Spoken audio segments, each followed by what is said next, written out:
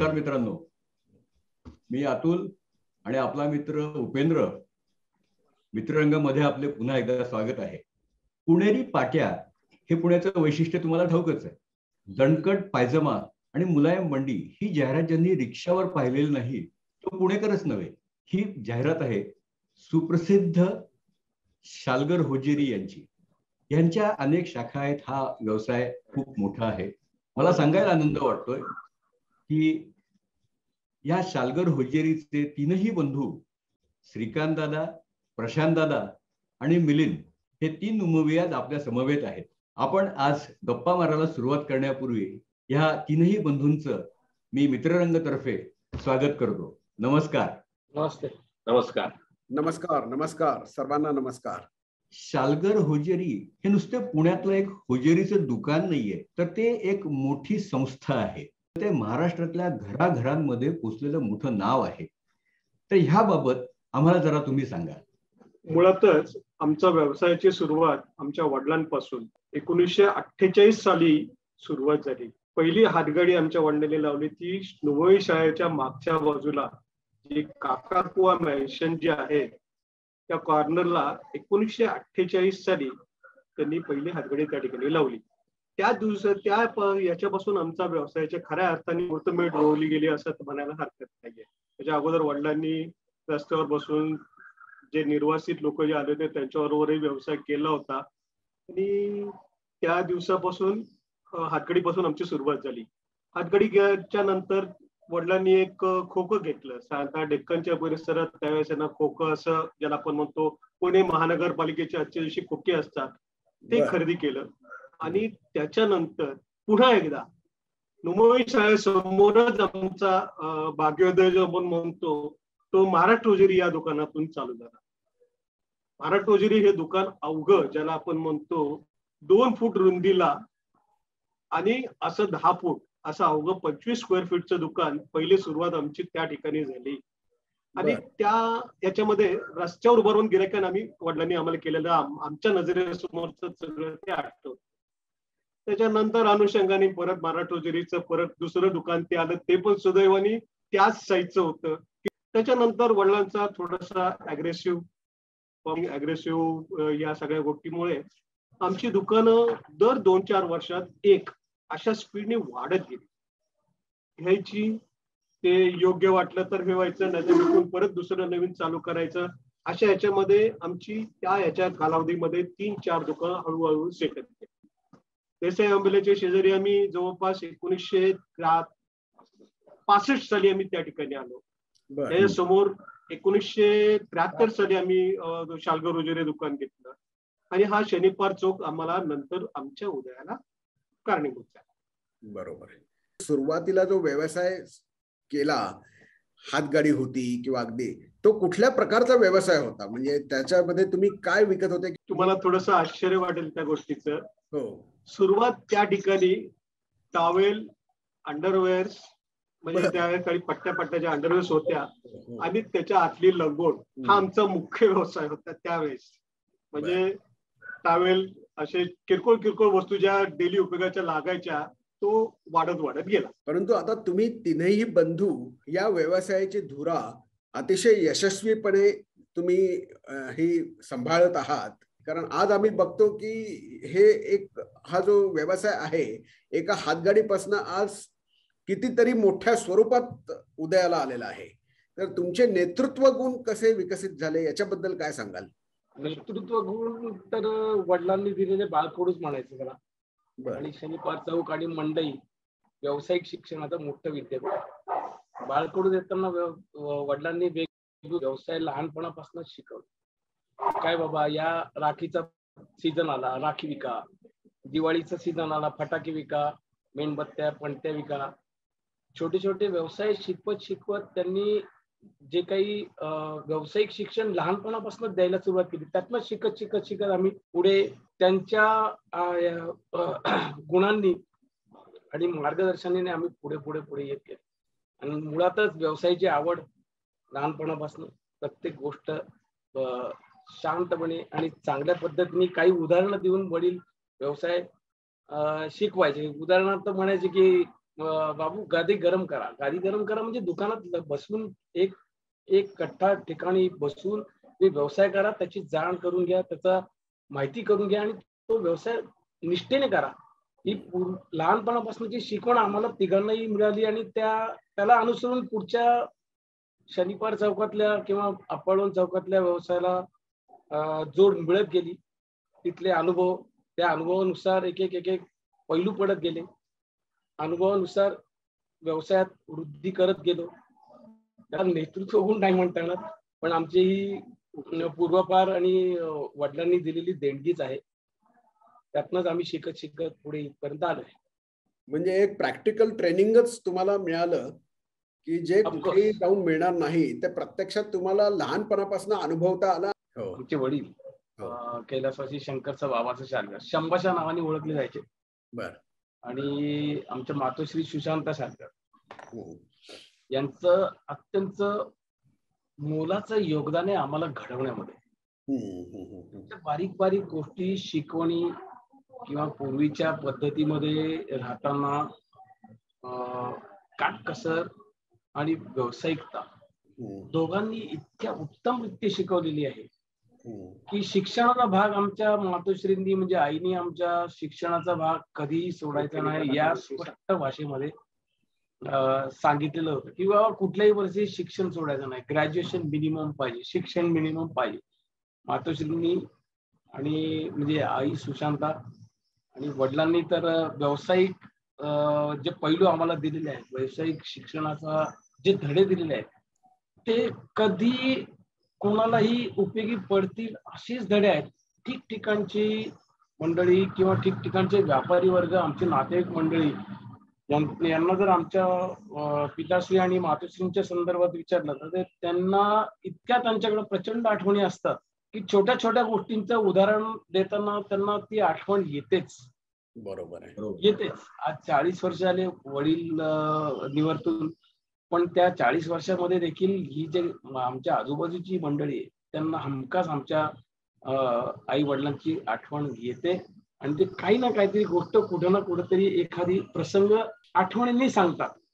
हे फार एक महत्वाचा मोठा भाग आपला दुसरा बीज बर का आपल्या शाळेमध्ये आहे. सगळ्यात मोठं बीज आपल्या शाळेमध्ये. उदाहरणार्थ व्यावसायिक शिक्षण जे काही ताडपळे सर, कवठेकर सर यांनी जी काही सिस्टीम शिकवली ना, याचं उत्तम हे जे बीज आपल्या शाळेमध्ये आहे खरं.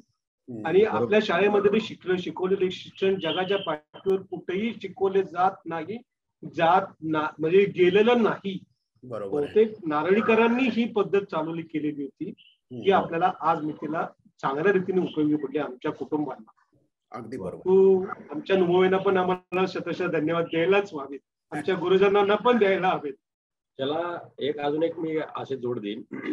शाळेच्या चौकातच दुकान असल्यामुळं आम्ही जेव्हा शाळेत यायचो होतो 1 तास आधी आणि शाळा सुटल्यानंतर 1 तास नंतर आम्हाला वडील दुकानात थांबायला लावायचे. कारण काही असू दे, इथं 1 तास थांबायचं आणि मग घरी जायचं किंवा 1 तास आधी यायचं आणि मग शाळेत जायचं. तर त्याच्यामुळे काय होतं की त्या लहानपणापासून त्या दुकानामध्ये वावराची सतत सवय लागली. त्यामुळे गिऱ्हाईक येणं, बघणं, त्यांच्याशी बोलणं, कोण कसं बोलतंय, कोण काय मागतंय, हे अगदी बालपणापासून नजरेतच यायला लागलं आणि आपल्याला ह्यांना काहीतरी विकायचं आहे हे समजायला लागलं तेव्हाच. वा, वडिलांनी एवढा मोठा बिझनेस सुरू केला, तो पुढे वाढत गेला. त्यामध्ये तुमच्या तिघाही बंधूंचा सहभाग होता. व्यवसायामधले अनेक जे वेगवेगळे भाग आहेत ते तुम्ही कसे उभे केले, प्रत्येकाने जबाबदारी आपापली कशी निभावली, ह्याबद्दल आम्हाला ऐकायला आवडेल. 3 जण असल्याचाच हा आम्हाला एकत्र फायदा झाला. मग प्रत्येक जण वेगवेगळं डिपार्टमेंट सांभाळतोय. प्रशांत सगळं मॅन्युफॅक्चरिंग सगळं बघतो, मी सगळं मार्केटिंग बघतो, श्रीकांत सगळं फायनान्स किंवा ओव्हरऑल एक सेंटर मॅनेजमेंट सगळी बघतो. सो त्याच्यामुळे आम्ही त्या प्रत्येक क्षेत्रामध्ये प्रत्येकाने स्वतःला म्हणजे पूर्ण वेळ दिल्यामुळं तो आत्मसात करत गेलो. याचं कुठलंही तुम्हाला फॉर्मल शिक्षण मिळालेलं नव्हतं, तर मार्केटिंग असेल, प्रोडक्शन असेल किंवा फायनान्स असेल, ह्या तुम्ही तिघांनी ह्या गोष्टी कशा आपापल्या क्षेत्रामध्ये, आपापल्या भागांमध्ये तुम्ही कसे हे वाढवत गेलात? शिक्षण म्हटलं तर आमच्या तिघांचं शिक्षण बीकॉम झालंय. आम्ही 9वीतनं बाहेर पडलो, तिघही BMC आणि त्यानंतर मग प्रशांतने लॉ आणि MBA केलं.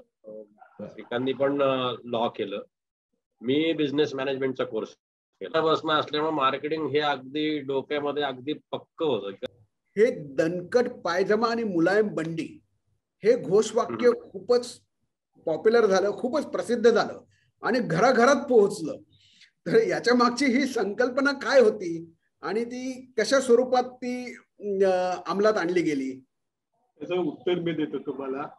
हा, दणकट पायजमा हा पहिले पायजमा मंडईत विकला जायचा. तो मोठ्या बॉटमचा असायचा, साधारणतः 32 एक बॉटम त्या काळी असायचा आणि उंचीला कमी पायजमा असलेला असायचा. बर. कालानुरूप त्याचे बॉटम्स कमी होत गेले आणि ते शरीरावर यायला लागले. तर शरीरावर यायला लागल्यानंतर नैसर्गिक जो फाटायचा वगैरे प्रकारच्या कंप्लेंट्स आमच्याकडे यायला सुरुवात झाल्यानंतर आम्हाला लक्षात आलं की अरे ह्याच्या पाठीमागे आपल्याला काहीतरी मजबूत आपल्याला त्यांना द्यायला पाहिजे. तर मजबूत होता एक दिवशी सहज दणकट हा शब्द त्या ठिकाणी सुचला आणि योगायोगाने त्याच वेळेस आमच्या हातात एक जाडजूड असं पायजाम्यासाठी कापड हातात आलं, बॉम्बे डाईंग बिलचं. हे ऍक्च्युली बॉम्बे डाईंगचं जे काही बेडशीट वगैरे बनवतात त्यापासून आम्ही ते पायजाम्याचं कन्व्हर्शन आम्ही त्यावेळेस ते केलं होतं. बेडशीटचं टिकणं आणि आमच्या पायजाम्याचं टिकणं हे इक्वल रेषेत गेलं आणि त्यावेळेस आम्हाला दणकट पायजाम्याची कन्सेप्ट ही सुचली गेली. मग दणकट नंतर काय द्यायचं, तर त्याला मुलायम बंडी. आता मुलायम बंडी हा खरं आमच्या वडिलांचा फाईंड आहे. बंडी हा ऍक्च्युली ही लोक पारशी लोक त्या काळात घालायची. बिन बायाचा त्यांचा एक असायचा आणि असा विषेप असायचा, मलमल असायचा ते, आणि कमरेला ते गुंडाळायचे. ती पारशी लोकांनी ती बंडी कोकणातली लोक पण घालतात तशी. हा, ते सांगतात त्याच्यावर येतो. मग त्याच वेळेस कोकण ज्याला तुम्ही म्हणताय की त्या याची रिक्वायरमेंट म्हणजे स्थानिक रिक्वायरमेंट आणि पारशी लोकांची कन्सेप्ट, याला मग बंडीला बटन आलं, त्याला बाही आवडल्या, या सगळ्या गोष्टी त्याच्यामध्ये. पण मग ही वस्तू कधी वापरली जाते जास्त, तर ती उन्हाळ्यात वापरली. तर त्याचा ऍडव्हान्टेज काय आहे की लोकांना जरासं सॉफ्ट लागतंय, कुठे असं सुटसुटीत पाहिजे, मऊ पाहिजे, ज्याला पण पिसासारखं फिलिंग पाहिजे. मग आम्ही त्याला शब्द ऍड केला मुलायम बंडी. आणि तो आज म्हणजे आमचा तो एक प्रकारचा टॅगलाईन होऊन बसलेली आहे. ते दणकट पायजमा म्हटलं की शालगरच आठवतात, मुलायम बंडी म्हटलं की शालगरच आठवतात. घोषवाक्य आहे ते खरं. रिक्षावर जेव्हा लागलं ना तेव्हा त्याला म्हणजे वलय यायला लागलं आणि तेव्हा ते वाक्य सगळ्यांच्या नजरेत यायला लागलं की दणकट पायजमा म्हटलं की मुलायम बंडीच, आणि ती कोणाची तर शालगरांची. हे रिक्षावर जेव्हा फिरायला लागलं तेव्हा ते खरं अस्तित्वात आलं. तुमचं एक दुकान आप्पाबोळन चौकामध्ये किंवा आपल्या शाळेच्या मागे सुरुवात झालेली आहे. तुमचा एवढा मोठा पसारा वाढला, इतक्या शाखा निर्माण झाल्या, सेल्स प्रमोशन्स, ह्या दृष्टीने हे सगळं तू कसं घडवलंस किंवा ह्या गोष्टी कशा घडत गेल्या ह्याबद्दल आम्हाला जरा ऐकायला आवडेल. आता हा शरीपार चौक किंवा अपोळण चौक ट्रॅफिकमुळे हळूहळू क्राऊडेड व्हायला लागला आणि बरेचसे आमचे कस्टमर जे नारायणपेठ, शनिवारपेठ, सदाशिवपेठ या एरियातले असल्यामुळं ते आपल्या सगळ्यांना माहिती की 25 वर्षापूर्वी कोथरूड एरिया डेव्हलप झाला किंवा त्या एरियामध्ये शिफ्ट झाले. तर ती लोक जेव्हा लांब यायची त्यावेळेस ते कायम आम्हाला म्हणायची की शालगर आमच्या एरियामध्ये या, इथे येणं आता आम्हाला फार मुश्किल व्हायला लागलं. मग ती काळाची गरज ओळखून आमच्या लक्षात आलं की आता आपल्याला इथून बाहेर जाणं आता गरजेचं आहे आणि लोकांना सर्व्हिस देणं गरजेचं आहे. कारण गेल्या 20 वर्षात सर्व्हिस हा मुद्दा महत्वाचा झाला. तर त्यांच्या दारात जाणं हे कधी पण योग्य. म्हणून मग ते पहिलं पाऊल टाकलं की आपण एक कोथरूडला दुकान पहिले एक हे करूया, ऍड करूया, काय रिस्पॉन्स येतो बघून मग पुढचे एक्सपान्शन प्लॅन हे करूया. म्हणून आम्ही पहिलं दुकान म्हणजे ह्या 3 व्यतिरिक्त कोथरूडला चालू केलं आणि तिथं इमिजिएट रिस्पॉन्स आला. इमिजिएट रिस्पॉन्स आल्यामुळे आमच्या लक्षात आलं की अरे हे करेक्ट होते ही मूव. आता आपल्याला इथून पुढं वेगवेगळ्या क्षेत्रामध्ये जिथे जिथं आपले कस्टमर आहेत पुण्याच्या आजूबाजूला तिथं आता आपल्याला जाणं गरजेचं आहे. मग त्याप्रमाणे आम्ही काही प्लॅनिंग तयार केले की हे कसं काय आता आपल्याला एक्सपांड करता येईल, त्याचे सगळे प्लॅन तयार केला. माणसं ऍड केली, म्हणजे HR मॅनेजमेंट म्हणतो ती तशी माणसं ऍड केली आणि मग एक दरवर्षी एक शॉप आम्ही वाढवत आज 8 शॉप पर्यंत आज आम्ही आलो आहोत. आपली गंमत अशी आहे की आमच्या वडिलांच्या वेळेस आमची कुठेही शाखा नाही अशा टाईपची जाहिरात करणारी बऱ्याच संस्था होत्या की आमची कुठेही शाखा नाही. त्यावेळेस आमच्या वडिलांनी एक वेगळ्या प्रकारचा ऍडव्हर्टाइज मॅटर तयार करण्याचे आम्ही सर्वत्र आहोत अशा टाईपचं एक स्वतःचा कन्सेप्ट डेव्हलप केली की आम्ही सर्वत्र. आणि तीच गोष्ट आमच्या डोक्यात पडली की यार आपण कुठेही शाखा नाही हे कसं लिहू शकतो. आपल्या सगळ्या शाखे सगळीकडे पाहिजेत, मग या गोष्टी हळूहळू वाढत. बरोबर. मला असं विचारायचंय की हे एवढा सगळा मोठा आता पसारा वाढलेला आहे, सगळे तुमचे वेगवेगळी प्रॉडक्ट्स तुमच्या दुकानांमध्ये उपलब्ध आहेत, परंतु याचं उत्पादन कुठे होतं? साधारण 30-32 वर्षापूर्वी म्हणजे 1990s मध्ये तसं वडील गेल्यानंतर मोठ्या बंधूंनी धुरा सांभाळून हळूहळू एक एक आपण जे व्यवसायाचे हे प्रकार वाढवत गेलो, त्याला अनुसरून प्रॉडक्टची हे कमी पडायला लागली. क्वालिटी प्रॉडक्ट्स म्हणतो आपण त्याला. त्या क्वालिटी प्रॉडक्टला अनुसरून आपल्या दुकानामध्ये क्वालिटी प्रॉडक्ट असायला पाहिजे, अशा पद्धतीने एक तो विचार तयार झाला. आणि साधारण 30-32 वर्षापूर्वी आपण दुकानाच्या जवळच एक छोटंसं युनिट चालू केलं. साधारण 250 ते 300 स्क्वेअर फीटच्या याच्यामध्ये चालू केलं. हळूहळू एक्सपांड करता करता मग त्याचे 2 शॉप झाले, 3 शॉप झाले, किंवा दुकानाला अनुसरून आपल्याला काय काय प्रॉडक्ट लागतात, मग त्या प्रॉडक्ट मध्ये ऍक्युरेसी आणायला पाहिजे. ऍक्युरेसीच्या बाबतीत मोठे बंधू आमचे थोडेसे स्ट्रिक्ट आहे. आणि मग नंतर त्याचं हळूहळू टेक्स्टाईलचं ज्ञान येत गेलं, दुकानातल्या रिक्वायरमेंट वाढत गेल्या. आपल्या दुकानाला संस्थेला लागणाऱ्या ज्या वस्तू आहेत, म्हणजे उदाहरणार्थ बंडी असेल, झब्बे असतील, सर्वार सेट असो, पायजमा असो, याचं प्रोडक्शन आपण स्वतः चालू केलं. सुरुवातीला काही फॅन्सीचा पण आम्ही प्रयत्न केला नाही, अशातला भाग नाही. पण आमच्या व्यवसायाला अनुसरून ज्या वस्तू आपल्या दुकानाला अनुसरून क्वालिटी प्रॉडक्ट तयार करायला पाहिजे, त्या क्वालिटीचा एक ध्यास घेऊन आपण काही प्रॉडक्ट सुरुवात केले. हळूहळू त्याच्यात ज्ञान येत गेलं. कापडाची पूर्वीपासून कल्पना होतीच, त्याला अनुसरून बाजारातून काय मिळत आहे आपल्याला चांगल्या वस्तू त्या तयार करत गेलो. आपल्या सणवारानुसार ड्रेसेस, म्हणजे पारंपरिक ड्रेसेस म्हणतो आपण त्याला, परकर ब्लाउज असो, साडी असू दे, किंवा झब्बा सेट असू दे, वेगवेगळ्या पद्धतीची चमकदार सणवारी वापरायला असणारे झब्बे असू दे, त्याचं प्रोडक्शन आपण स्वतःच करायला सुरुवात केली. आणि त्याचा दुकानाच्या जवळच आता आपल्याकडे अजून एक युनिट चालू आहे. साधारण 1,500 ते 2,000 स्क्वेअर फीट मध्ये आपलं प्रोडक्शन चालू आहे. आणि त्याला अनुसरून 2-3 गोडाऊन आपल्याकडे सध्या आहे. हे आपण स्वतःच पाहतो. ऍक्युरेसीचा पूर्वीपासून ध्यास घेतल्यामुळे त्या क्वालिटीवर कंट्रोल आणि क्वालिटी प्रॉडक्टच द्यायचं, या ईर्षेनेच आपल्याकडे काम चालतं. बरोबर. फार छान. म्हणजे आता तुम्ही कोणावरती डिपेंड नाही, आता तुमचं स्वावलंबन झालेलं आहे. आत्मनिर्भर जरी असलं तरी आमच्याकडे काही ना काहीतरी प्रोडक्शनला मर्यादा असतात. बरं. सगळ्याच वस्तू आपल्याकडे तयार होतच असतील असं नाही. काही वस्तू आपल्याला आपल्या भारतातून इतर ठिकाणावरून पण घ्यावे लागतात. त्याला आपल्या दुकानाला अनुसरून वेगवेगळ्या शहरातून आपल्याकडे काही प्रॉडक्ट्स येतात. त्यातली बरीच, काही बनारस आहे, जयपूर आहे, बेंगलोर आहे, कर्नाटक मधली काही शहरं आहेत, आणि मुंबई तर आहेच आहे, काही प्रश्न येत नाही. पण या सगळ्या वस्तू आपल्याला तिकडनंच घ्याव्या लागतात. त्या आपल्याकडे काही तयार होऊ शकणार नाही. काही शहरांची खासियत म्हणतो आपण, मुंबईमध्ये क्वालिटी आपल्यापेक्षाही सुंदर असते. क्वालिटी आणि त्यांची जी तत्परता म्हणतो आपण त्याला, की बाबा मला उद्या परवा पाहिजे, तर उद्या परवा पाहिजे ही तत्परता तिकडे मुंबईलाच आहे. आपल्याकडे थोडस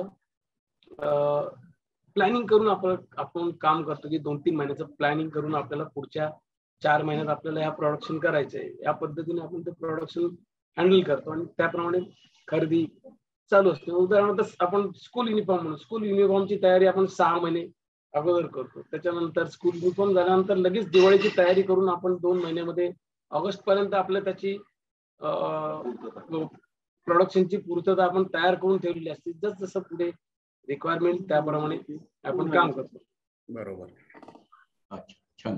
प्रशांत दादा, आता हे सांगा की तुमच्या प्रवासाची सुरुवात ती पुढे अगदी सलवार, झब्बे, शेले, अगदी लग्नाच्या बस्त्यापर्यंत पोहोचली. तुमच्या प्रॉडक्ट्सचं वेगळेपण आणि त्याच्यामधल्या व्हरायटीज, हे सगळं कसं तुम्ही आणलं तुमच्या बिझनेसमध्ये, आणि हे सगळं कसं होत गेलं, त्याबद्दल आम्हाला ऐकायला आवडेल. जसजशा रिक्वायरमेंट सणावारी वाढत गेल्या, की बाबा मराठी माणूस असून दे, एक तर भारतीय माणूस असून दे, एक तर उत्सवप्रिय असत. या उत्सवप्रियतेमध्ये गणेशोत्सव आला, दिवाळी सण आला, आता चैत्र पाडवा आला, उन्हाळ्याचे काही दिवस आले, लग्न सराई. आणि लग्न हा आपल्याकडे फार मोठा एक उत्सव असतो किंवा सोहळाच असतो, मोठा सोहळा. मुंजी सोहळे आले. अशा पद्धतीचे मुंजीचे सोहळे किंवा लग्नाचे सोहळे आपल्या पुण्यामध्ये फार उत्साहाने साजरे केले जातात. थोडस त्याला अनुसरून आपल्याकडे पूर्वीपासूनच जब्बे आपण ठेवतच होतो आणि त्याच्यात बंडी पायजमा वगैरे ऍडिशन झाली. तलवारची रिक्वायरमेंट यायला लागली, झब्ब्यांची चांगल्या क्वालिटीच्या झब्ब्यांची रिक्वायरमेंट यायला लागली. त्याच्यानंतर सणवारानुसार प्रचंड त्याची डिमांड वाढत गेली. त्या डिमांड वाढता कोणाकडे प्रॉडक्ट्स मिळेना किंवा त्याला व्हरायटी पाहिजे होती. तो व्हरायटीचा भाग आपण तो कव्हर अप करत करत करत प्रॉडक्ट्स पर्यंत आलो. नंतर नऊवारी साडी आली, तयार साडी आली. म्हणजे नऊवारी साडी नेसण्याचा एक आनंद असतो आणि ते कायम मनात असतं महिलांच्या की अरे नाही, मला एकदा तरी नऊवारी साडी नेसायची. नऊवारी साडीची कन्सेप्ट मग हळूहळू ती रेडीमेडवर आली. रेडीमेडवर करता करता मग साडीचं त्याला अनुसरून नवीन साड्यांचं दुकान आपल्याकडे का असू नये किंवा सहावारी साड्यांचं दुकान का असू नये. त्याच्याही अगोदर पासून ऍडल्ट साडी आणि तयार धोतर नेसणे हा एक महाराष्ट्रीयन पुरुषाला किंवा भारतीय पुरुषाला एक आवड असते. पूजेला वर्चेला ती तर असते. मग ते तयार धोतरची एक कल्पना, पुढे संकल्पना आज ना उद्या येणार होतीच, ती आली आणि त्याला अनुसरून आपल्याकडे प्रॉडक्ट आले. पण लग्नाच्या साड्या का नाही तुम्ही ठेवत, साड्या का ठेवत नाही, अशी गिऱ्हाईकाची काही ना काहीतरी विचारणा असायची सतत काउंटरला. त्याला अनुसरून आपण काही ब्रांचेस मध्ये साड्या ठेवायला सुरुवात केली. हा जो बस्ता म्हणतो आपण, तो बस्ता तो सगळ्यात शेवटचा पार्ट आलेला आहे. तो बस्त्याचा शेवटचा पार्ट. त्याच्या अगोदर आपले पारंपरिक वस्त्र आपले कुठेही गेले नाही. शाल आहे किंवा तुमची उपरणी आहे, उपरणी शेला उपरणी, या तर आपल्याकडे पूर्वीपासून आहे. थोडंफार माझे बंधू पण काही ना काही सांगतील. खरं म्हणजे आमचा सगळ्यात मोठा गुरु शनिवार चौक पेक्षा तुळशीबाग हा आहे की जिथे कुठलीही वस्तू मिळणार नाही, पुण्यातली वस्तू ती आमच्या चौकातच मिळणार, ह्याचा ठाम समजूत होती. आणि आमच्या वडिलांनी आम्हाला शिकवलं होतं की जे गिऱ्हाईक मागल ते विकायचं, एवढं आम्हाला चांगलं माहिती होतं. आणि समोरची गिऱ्हाईक रिक्वायरमेंट आलं की आमच्या संध्याकाळी डोकं चालायला सुरुवात व्हायची की अरे गिऱ्हाईक शेला मागते, आपल्याकडे शेला नाहीये. गिऱ्हाईक उपरणं मागते, आपल्याकडे उपरणं नाहीये. गिऱ्हाईक पंचा मागते, आपल्याकडे पंचदिवसवत घेतला पाहिजे. असं करत करत करत एक एक आयटम वाढत गेला. आणि याला सगळ्यात कारणीभूत खऱ्या अर्थाने पुणेकर आहे की जसं काही वस्तू नाही मिळाली तर तो तुळशीबागेत नाही शनिवार चौकात पहिले येतो. आणि फॉर्च्युनेटली आम्ही सगळे ते चांगले ग्रास्पिंग कॅपॅसिटी असल्यामुळे त्या ह्याच्यामध्ये वाढत. पण म्हणजे खऱ्या अर्थाने तुम्ही हा सांस्कृतिक वारसा जो आहे, पारंपरिक वारसा जो आहे, आपला पेहराव जो आहे, धोतर असू दे, बंडी असू दे, पायजमा असू दे, तो जपला आहे असं म्हणायला हरकत नाही. श्रीकांत दादा आणि प्रशांत दादा, आता हा जो पसारा आता मिलिंदने सांगितल्यानुसार जवळजवळ 8 तुमच्या सगळ्या ब्रँचेस झालेल्या आहेत. हा खूप मोठा वाढलेला पसारा आहे. तर आता ह्याची पुढची वाटचाल काय स्वरूपात करायची, ह्याबद्दल तुमचे काही मानस किंवा कसे इरादे आहेत त्याबद्दल आम्ही ऐकू. खरं सांगायचं म्हणजे सुरुवात आमच्यापासून जी आमच्या पिढीची सुरुवात झाली साधारणतः 1982 सालापासून. त्याच्यानंतर कालानुरूप प्रशांत पुढे आला की ज्यांनी मॅन्युफॅक्चरिंग मध्ये चांगल्या रीतीने जम बसवला गेला. बिल्डिंग पुढे आला की ज्याची मॅनेजमेंट आणि डेव्हलपिंग कॅपॅसिटी मजबूत आहे. त्याच्यानुसार ह्या सगळ्या गोष्टी वाढत चालल्या आहेत. आणि आता याच्यानंतर आमची पुढची पिंढी इंट्रोड्यूस होती की जी ऑलराऊंडचा सगळा विचार करून पुढे पाऊल टाकणाऱ्यापैकीची आहे. याचा खरंच आम्हाला अभिमान वाटतोय. पण आता आजच्या ज्या डिजिटल युगामध्ये आणि ऑनलाईन शॉपिंगच्या युगामध्ये मोठमोठे मॉल्स वगैरे उभे राहिलेले आहेत. तर त्याच्यामध्ये तुम्ही तुमच्या या व्यवसायाकडे कशा दृष्टीने बघता आणि त्या दृष्टीने काय योजना तुम्ही राबवता? जरी किती ऑनलाईन आणि किती डिजिटल असेल तर काही गोष्टी या हात लावल्याशिवाय खरेदी करता येत नाही. की ज्याला आपण म्हणतो एक स्वतःचा टच असतो. एखाद्या सिल्कच्या कपड्यावर हात फिरवल्यानंतर त्याचं जे फिलिंग असतं ते तुम्ही ऑनलाईन ही करू शकत नाही.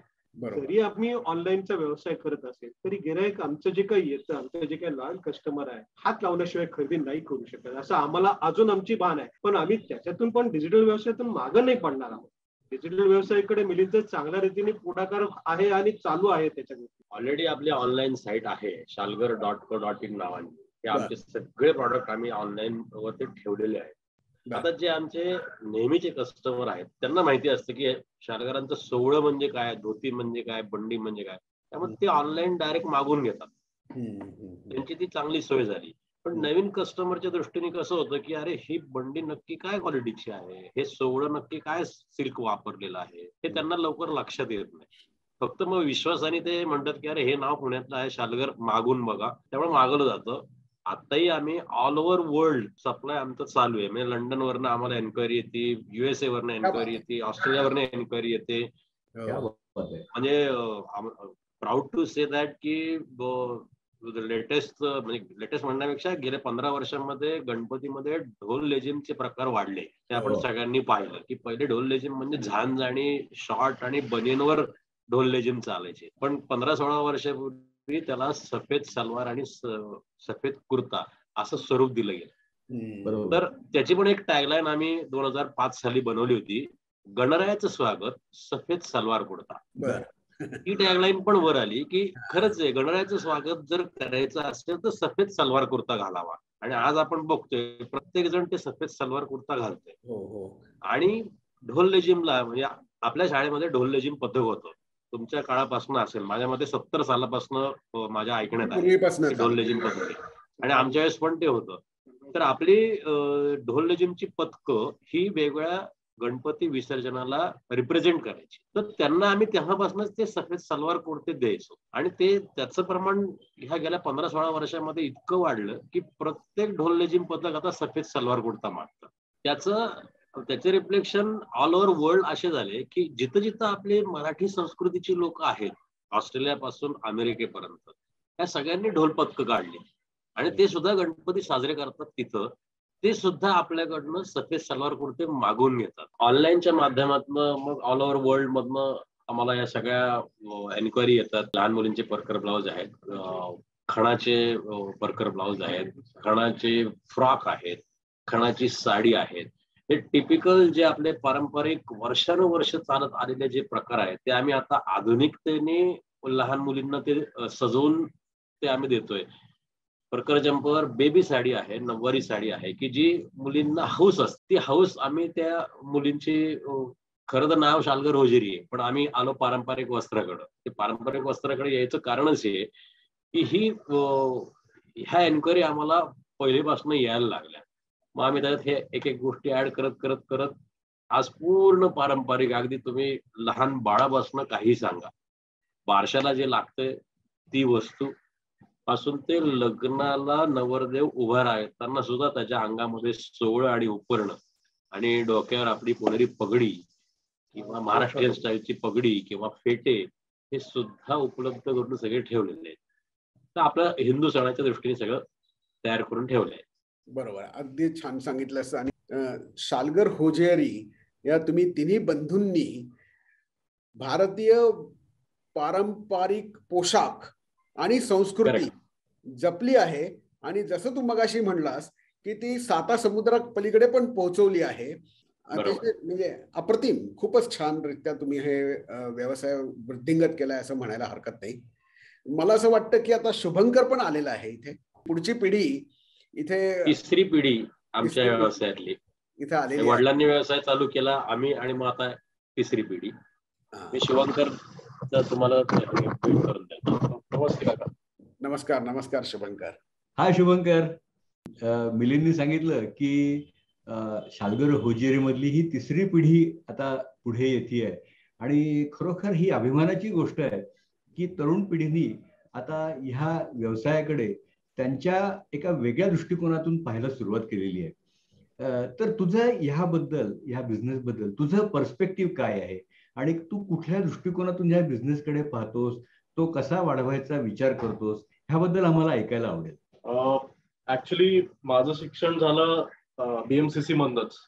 आणि बीकॉम तिकडनं झालं आणि त्यानंतर मी मास्टर्स करायला गेलो ऑस्ट्रेलियामध्ये. तर तो काय एक्सपिरियन्स होता ऑस्ट्रेलियामध्ये, मी कम्प्लीट वेगळं जग पाहिलं.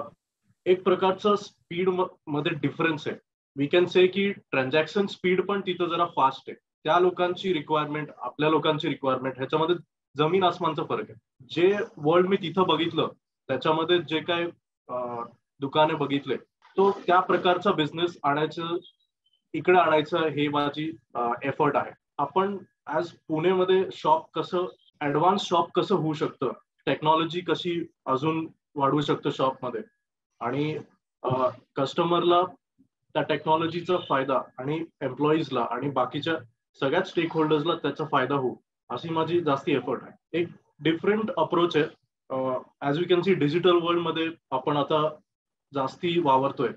डिजिटल इंडिया ही कन्सेप्ट जेव्हा इंट्रोड्यूस झाली इंडियामध्ये, ह्याच्यामध्ये असं ऑब्झर्वेशन झालं की तुमचा जो ट्रान्झॅक्शन स्पीड आहे तो पहिले कॅश मध्ये असायचा आणि आता तुम्ही बघता की सहज लोक जीपे किंवा फोन पे करून सहज ट्रान्झॅक्शन करून घेतात. डिसिजन मेकिंग मध्ये पण फरक पडलाय. कस्टमर माइंडसेट पहिले कसं होतं, थोडं कस्टमर माइंडसेट थोडं रिजिड हे म्हणायला हरकत नाही की एक वस्तू तर तीच वस्तू. आता आपण बघतो की डिसिजन मेकिंग क्विक झालंय. तुम्ही काही सेकंड मध्ये ऑनलाईन खरेदी करता, तुम्हाला वाटतं एक वेबसाईट मध्ये ती वस्तू मिळत नाही तर दुसऱ्या वेबसाईटवर जाता. बरोबर. सो हा सगळा डिफरन्स ऑब्झर्व करतोय मी आता सध्यामध्ये. नवीन नवीन प्रोडक्ट्स इंट्रोड्यूस करायला खूप इम्पॉर्टन्स वाढलाय. पारंपरिक व्यवसाय हा डिजिटल कडे कसा घेऊन जाण्याचं जे काही प्रिन्सिपल आहे, जे काही पद्धत आहे, तो आता शुभकर हँडल करतो. वा वा वा, खूप सुंदर.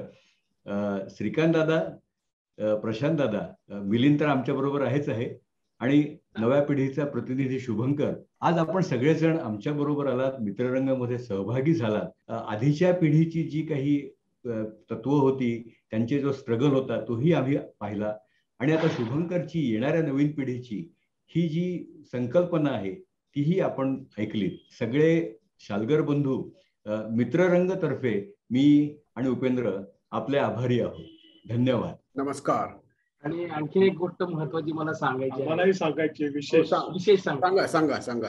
ही जी काय तुम्ही योजना आखलेली आहे आणि ही काय रेकॉर्डिंगची कल्पना, यशस्वी लोक असतील किंवा वेगवेगळ्या क्षेत्रातली यशस्वी लोक असतील, यांची माहिती आपल्या जगभरातल्या लोकांना मिळावी अशा पद्धतीने जे तुम्ही कार्य करताय, फार उत्तम आहे. इतकं भावलंय की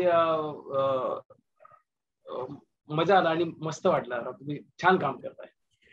धन्यवाद. आपल्या सगळ्यांचा पाठिंबा आणि सहकार्य असंच मिळत राहील याच्याबद्दल खात्री आहे. प्रश्नच नाही.